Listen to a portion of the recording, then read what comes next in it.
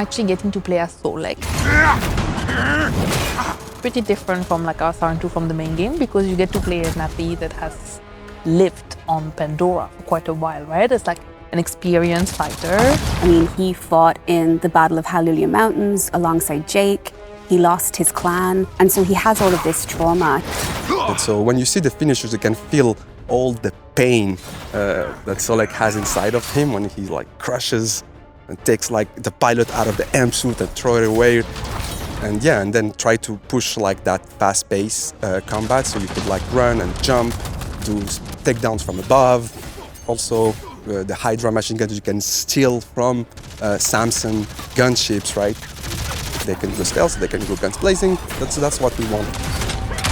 And so that opened up opportunities for new features, like Warrior Senses. He channels that energy from like taking out his enemies and the anger that he feels for the game.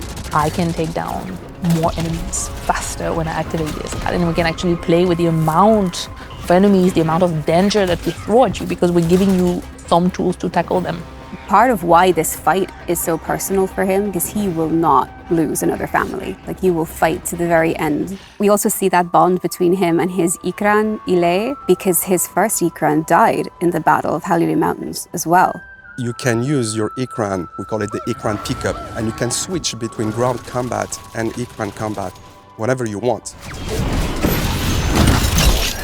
Having Navi as an enemy is very much a new kind of threat. It's very strange to see Navi turn against Ewa and turn against Pandora.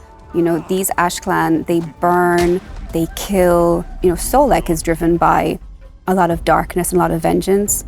The Manquan, of course, also driven by darkness, but they take it to a very different extreme. They're very agile. They're doing basically what the player can do. They can throw grenades and stuff like that. We do have the Manquan foot soldiers, I would call them, and we have the bosses, which are like, you know, our most skilled Manquan characters.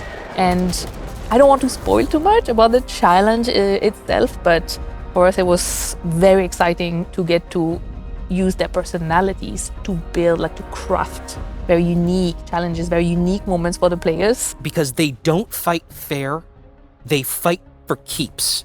And they are just ruthless in their constant need for power and domination.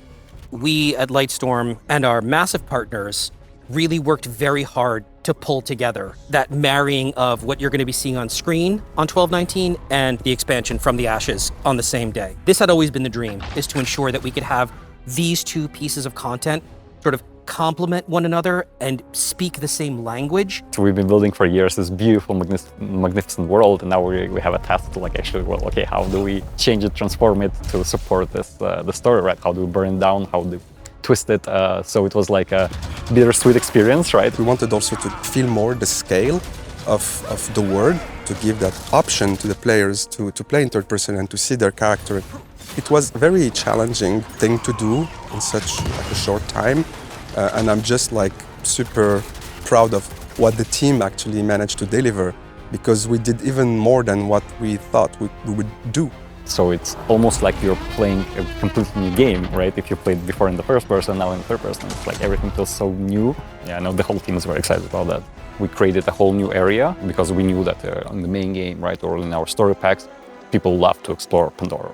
So we wanted to give them more, of course, right? So we created this whole new ravines region, which is based on the basalt rock formations, right? But we of course added like an alien touch. They're all like twisted, and you know, you see like the flux vortexes there and like basalt floating mountains, and it looks gorgeous. This Frenzu character will be in From the Ashes as a companion. And so it's a chance for players to see their character that they created in a whole new way. If you have played the main game and if you want to, you can like import your save and get to see your own character that you actually customized in the main game. And we have a bunch of other surprises for our players that I don't want to spoil when it comes to the Saran 2 character, and I hope they're gonna love it.